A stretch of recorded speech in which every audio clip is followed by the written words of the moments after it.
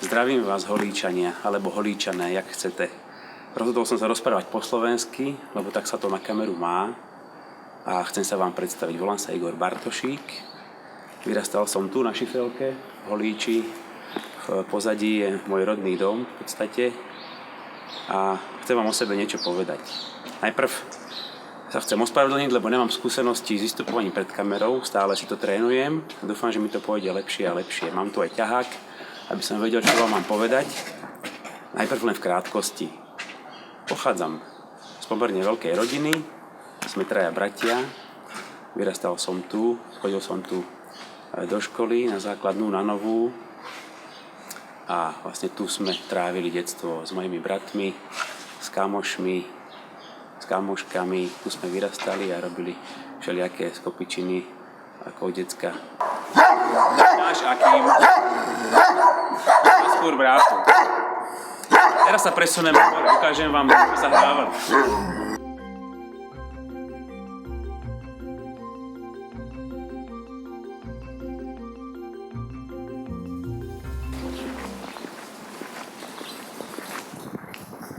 Tam za týma stromama je kaplnka svätej Alžbety, krásna, opravená.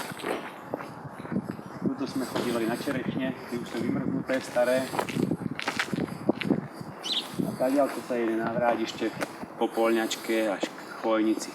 Tam sme sa jak decka kúpávali, tam sme si robili stav, tam sme chodili cez prázdniny na ryby. Čo keby tam bola krásna cyklotrasa. Tu je blízko ten štadiak, ktorý som spomínal. Tu kedy si nič nebolo, tu bolo len pole, a tu sme behali na ten štadión. Areál štadiónu, čo poviete? Reprezentuje dostatočne mesto Holíč? Ako vyzerajú tie prilahlé ihriská? Pionírák ešte jakž takž. Škvárové ihrisko, to už je jedna veľká burina. Tenisový kurz tam neexistuje, ani jeden. Z hádzanárskeho ihriska je takisto ruina. Sú tam dve umelky. Áno, ale sú stále zatvorené, treba za ne platiť. Keď tam vedú deti, nemajú sa aj tak kde hrať. A čo poviete na beachvolejové ihriská? Keby tam boli krásne dve ihriská so žltým pieskom, kde by sa hral v lete plážový volejbal. Takisto podnety od známych, od priateľov, od športovcov, od Holíčanov. Holíčani poznajú veľmi dobre kostol svätého Martina, je to pársky kostol. Samozrejme je to skvost, na to by Holícka pýta. Ja viem, že to nejde všetko hneď opraviť, že to nejde všetko spraviť a dať do takého stavu, ako to bolo kedysi, ono to v takom stave už ani nikdy nebude. Ale na druhú stranu, prečo máme zase vyvíjať úsilie a všetko vrážať do zámku? Keď si zoberieme obdobie posledných 8 rokov, urobilo sa tam niečo. Čo to všetko je, čo sa tam urobilo? Myslíte si, že sa to dá lepšie? Ja. Sme u našeho holíckého skvostu. Nádherná baroková stavba na okolí, široko, ďaleko takú nenájdete.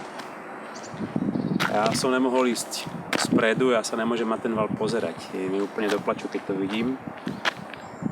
A sem sme tiež chodili, jak decka. Tu bolo hrysko. Kameraman, otoč to trošku sem do tejto strany. Tu sme sa hrávali futbal. Jak sú zamurované tie okná, tak tam boli vstupy do podzemných chodieb. Tam sme sa skúšali dostať čo najďalej. Samozrejme, že to bolo strašne nebezpečné. Keď to naši zistili, dostali sme bitku. A to sú také spomienky zase na detstvo, keď sme sa podievali. Keď zatvorím oči, cítim tu ten zápach, alebo mne to osobne voňalo. Zápach toho lihovaru holíckého. Tam sa vlastne palili zemiaky, robili z toho potom všelijaké liehoviny, alebo čistý lieh, alebo neviem, všelijaké produkty. A po celom Holíči bol závan, to je taký špecifický, z toho holíckého lihovaru. Na to si tiež pamätám z detstva, to je taká spomienka.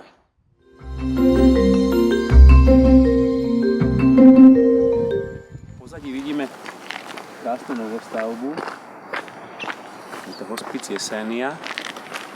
Napadá ma samozrejme aj problematika dôchodcov v Holíči. Oni sú asi väčšina z nich spokojných, až na peniaze. Peniazy není nikdy dosť. Ale toto je jeden z projektov, a je to nádherná stavba v zóne pri zámku, v oddychovej zóne, kde už našlo útočisko veľa starých ľudí, veľa seniorov a tu sa plánuje aj denný stacionár. ktorý je tak potrebný pre stacionár, pre dôchodcov, pre seniorov. Je to taká škôlka pre starých. Ich mladí vlastne ráno môžu odložiť, tak škaredne poviem, nechajú ich tam, keď sa vracajú z práce, môžu si ich zobrať domov. Výborná myšlienka. Projekt kúpaliska, mestského malého kúpaliska, tak potrebného pre Holíč. To naše sme si predali, už je zničené, zdevastované, rozobrané. Určite ho Holíč potrebuje. Tiež ma napadá problematika zamestnanosti. O tej mi ľudia hovoria najviac. Prečo musíme chodiť do Skalice, do Senice, do Hodonína.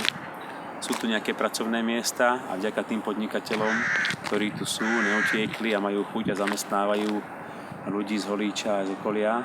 Ale prečo by nemohlo byť niečo podobné, taká zóna, ako je v Skalici alebo v Senici aj v Holíči? Eurofondy. Čerpajme ich viac.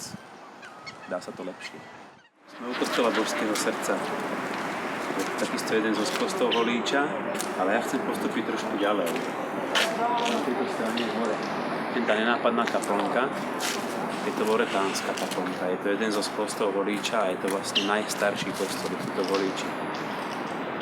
A málo kto to vie, a ja som o tom presvedčený, že tuto chodili Cyril a Metod.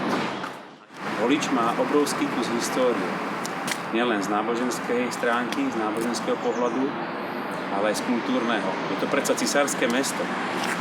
Skalica je len kráľovstvo. Tak skúsme byť Holíčania hrdí, urobme preto niečo, aby sme mohli byť hrdí na Holíč, aby sa z Holíča ľudia nesťahovali preč, ale aby sa sťahovali do Holíča. Týmto vás srdečne pozývam na spoločné stretnutie 10. novembra v pondelok od 14. hodiny.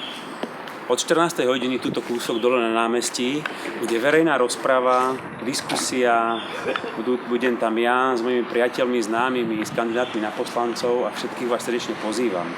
Lebo slogan Dá sa to lepšie je všeobecný. Je veľa vecí, ktoré sa dajú robiť v Holíči lepšie a konkrétne o tom, čo sa dá robiť lepšie, sa môžeme porozprávať na námestí. Budeme tam, aj keď nebude dobré počasie, máme alternatívu, kde sa schováme a budeme v teple, takže vás všetkých srdečne pozývam.